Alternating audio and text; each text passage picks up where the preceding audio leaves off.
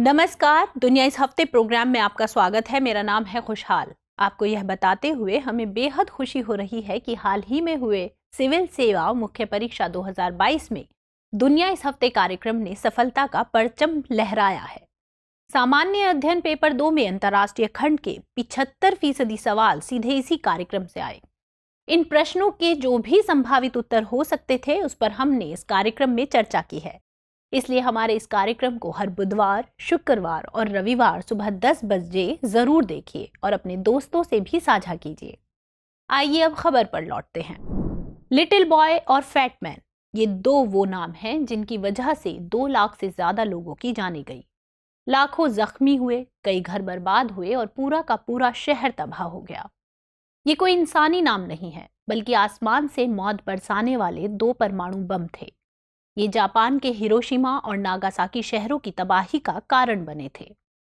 6 अगस्त और 9 अगस्त 1945 इतिहास के पन्नों में दर्ज 2 ऐसी तारीखें हैं जिन्हें याद कर जापान ही नहीं, दुनिया भर के लोगों के रोंगटे अभी भी खड़े हो जाते हैं।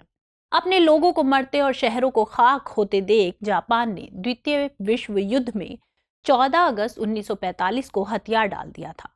मानवता को ताक पर रखकर अमेरिका ने जापान को घुटने टेकने पर मजबूर तो कर दिया था, लेकिन इस हमले का दर्द रिस रिस कर आज भी बाहर आता रहता है।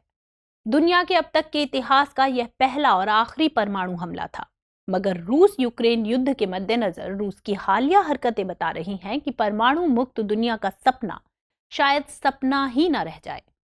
असल में हाल ही में रूस ने यूक्रेन पर जरूरत पड़ने पर परमाणु हमला करने की बात कही है। राष्ट्रपति व्लादिमीर पुतिन ने कहा कि अगर रूस को अपनी सीमाओं की सुरक्षा करने के लिए परमाणु हथियार के इस्तेमाल की जरूरत पड़ी तो वह इसका इस्तेमाल करेगा। इसके पास तकरीबन 20 लाख सैन्य रिजर्व है। ये वो लोग हैं जिन्होंने अनिवार्य सैन्य सेवा के तहत सैन्य ट्रेनिंग ली हुई है। इसके अलावा रूस ने अपनी परमाणु ताकत को युद्ध के लिए तैयार भी कर लिया है और इसकी सेना की परमाणु ड्रिलिंग भी पूरी हो गई है। आज इसी बहाने हम जानेंगे कि दुनिया के किन किन देशों के पास परमाणु हथियारों का जखीरा है। रूस ने जिन परमाणु हथियारों के हमले की धमकी दी है वे क्या है। रूस की इस धमकी को दुनिया के अन्य देश किस तरह से ले रहे हैं, इस पर भी बात करेंगे। साथ ही परमाणु हथियारों के हमले पर हालिया वैश्विक राजनीति को भी जानेंगे। पहले मौजूदा समय में परमाणु हथियारों की वैश्विक स्थिति को थोड़ा टटोल लेते हैं। जापान पर परमाणु हमले के बाद से दुनिया को एटम बम की अकल्पित शक्ति का पता लगा। दुनिया को परमाणु हथियारों से परिचय तो अमेरिका ने कराया, लेकिन इसके बाद कई देश खुले तौर पर परमाणु परीक्षण करने लगे। इससे दुनिया में एक तरह से परमाणु हथियारों की होड़ सी लग गई। मौजूदा समय में दुनिया के पास लगभग 13,080 परमाणु हथियार मौजूद हैं। रूस के पास तकरीबन 6,257, जबकि अमेरिका के पास 5,550 परमाणु हथियार हैं। 350 के साथ चीन तीसरे, 290 के साथ फ्रांस चौथे और 225 हथियारों के साथ ब्रिटेन 5वें पायदान पर है। इसके अलावा पाकिस्तान के पास 165, भारत के पास 156 और इजराइल के पास 90 परमाणु हथियार हैं। इनमें से सबसे कम यानी 50 परमाणु हथियार उत्तर कोरिया के पास है। इससे स्पष्ट है कि परमाणु हथियारों का सबसे बड़ा जखीरा रूस के पास है। रूस ने जिन हथियारों के इस्तेमाल की धमकी दी है उन्हें टैक्टिकल परमाणु हथियारों के रूप में जाना जाता है। ये छोटे परमाणु हथियार होते हैं। इनका इस्तेमाल किसी युद्ध में सीमित हमले के लिए किया जा सकता है। इन हथियारों का वजन 1 किलो या उससे कम होता है। यह हथियार आकार में छोटे तो होते हैं, लेकिन हजारों टन हथियार के बराबर तबाही मचा सकते हैं। बड़े टैक्टिकल हथियार 100 किलो तक वजनी हो सकते हैं। कुछ हथियार 1000 किलो वजनी होते हैं जिन्हें लंबी दूरी से दागा जा सकता है। इन्हें स्ट्रैटेजिक न्यूक्लियर वेपन कहा जाता है। रूस के पास 2000 के करीब टैक्टिकल परमाणु हथियार हैं। इन हथियारों को एयरक्राफ्ट और युद्धपोतों के जरिए भी छोड़ा जा सकता है। इसके अलावा ये हथियार कई तरह की मिसाइलों में उपयोग में लाए जा सकते हैं। इनमें क्रूज और आर्टिलरी शेल्स जैसी मिसाइलें शामिल हैं, जिनका उपयोग पारंपरिक विस्फोटक ले जाने में किया जाता है। परमाणु हथियारों को दागने के लिए रूस के पास कुछ अहम मिसाइल सिस्टम्स हैं। इनमें पहला है SSN-30 कैलिबर मिसाइल। इस क्रूज मिसाइल को पनडुब्बी और समुद्री जहाज से लॉन्च किया जा सकता है। दूसरा है स्कंदर एम मिसाइल लॉन्चर या फिर SS-26 स्टोन। यह जमीन से मार करने वाला एक रूसी मिसाइल सिस्टम है। अब सबसे अहम सवाल यह है कि परमाणु हमले को लेकर दुनिया में क्या कुछ राजनीति चल रही है।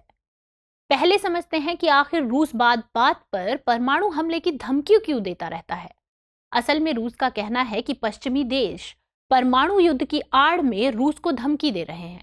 रूस के मुताबिक अब तक वह योजनाबद्ध तरीके से यूक्रेन पर अपना स्पेशल सैन्य अभियान चला रहा था। उसने कथित तौर पर जनमत संग्रह के जरिए यूक्रेन के इलाकों पर कब्जा किया है। रूस के मुताबिक पश्चिमी देश परमाणु युद्ध की धमकी देकर इन इलाकों को वापस लेने की कोशिश कर रहे हैं। इसीलिए रूस का कहना है कि वह अपने देश के लोगों और सीमाओं की सुरक्षा के लिए अपने सभी रक्षा संसाधनों का इस्तेमाल करेगा। इसमें परमाणु हथियार भी शामिल हैं। इसमें कोई संदेह नहीं कि परमाणु हमले की भयावहता से पूरी दुनिया वाकिफ है। इसे देखते हुए कई देश रूस से ऐसा ना करने की अपील कर रहे हैं। अमेरिकी राष्ट्रपति जो बाइडेन ने परमाणु हमले के गंभीर परिणामों को लेकर रूस को चेताया है। उनका कहना है कि रूस का ऐसा करना द्वितीय विश्व युद्ध के बाद की सबसे गंभीर सैन्य स्थिति पैदा करेगा। लेकिन यहाँ सवाल यह है कि जब पश्चिम खुद परमाणु युद्ध की धमकी देकर रूस को डराता आया है, तब अब वह किस आधार पर रूस को परमाणु हथियारों का इस्तेमाल करने से रोकेगा। रही बात चीन की, तो वह रूस का साथ अब तक देता आया है। लेकिन एक बात यह भी है कि पहले परमाणु हथियार इस्तेमाल न करने की चीनी नीति रही है। ऐसे में विशेषज्ञों का मानना है कि वह रूस के परमाणु हमले के पक्ष में नहीं होगा। यदि रूस इन हथियारों का प्रयोग यूक्रेन के खिलाफ करता है तो वह चीन का समर्थन खो सकता है। उधर यूक्रेन के राष्ट्रपति व्लादिमीर ज़ेलेंस्की का कहना है कि रूस ऐसी धमकियां उसे डराने के लिए दे रहा है। परमाणु हमले का संकेत देकर वह पश्चिमी देशों को यूक्रेन की मदद न करने का इशारा कर रहा है। यूक्रेन का कहना है कि वह रूस की इन धमकियों से डरेगा नहीं। उसका सवाल है कि कल को अगर रूस परमाणु हमले की धमकी देकर यूक्रेन के साथ साथ पोलैंड को भी अपना हिस्सा बनाना चाहेगा तो क्या इसे दुनिया मान लेगी। ज़ेलेंस्की का कहना है कि उन्हें नहीं लगता कि दुनिया रूस को परमाणु हथियारों का इस्तेमाल करने की इजाजत देगी। जानकारों के मुताबिक परमाणु हथियारों की व्यापक उपलब्धता के साथ दुनिया आज टाइम बम पर बैठी हुई है। यह बम कभी भी फट सकता है और दुनिया को तबाह कर सकता है। कुछ हफ्ते पहले एक मुलाकात के दौरान भारतीय प्रधानमंत्री नरेंद्र मोदी ने रूसी राष्ट्रपति पुतिन को नसीहत दी कि आज का युग युद्ध का नहीं है।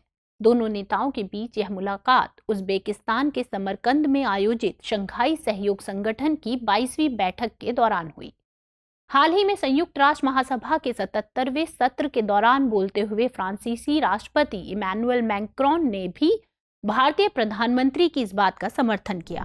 हालांकि आज दुनिया जिस मोड़ पर खड़ी है उसे देखकर यही कहा जा सकता है कि रूस यूक्रेन का यह युद्ध आगे कौन सा मोड़ लेगा यह किसी को भी नहीं पता है। आइए नोट करते हैं आज का सवाल। परमाणु हथियारों के वैश्विक वितरण पर चर्चा कीजिए।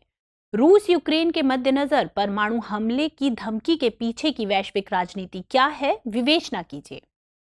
तो आज के इस एपिसोड में इतना ही। हमेशा की तरह आप अपने सुझाव हमें कमेंट बॉक्स में जरूर कीजिए। हमें इंतजार रहता है आपके सुझाव का।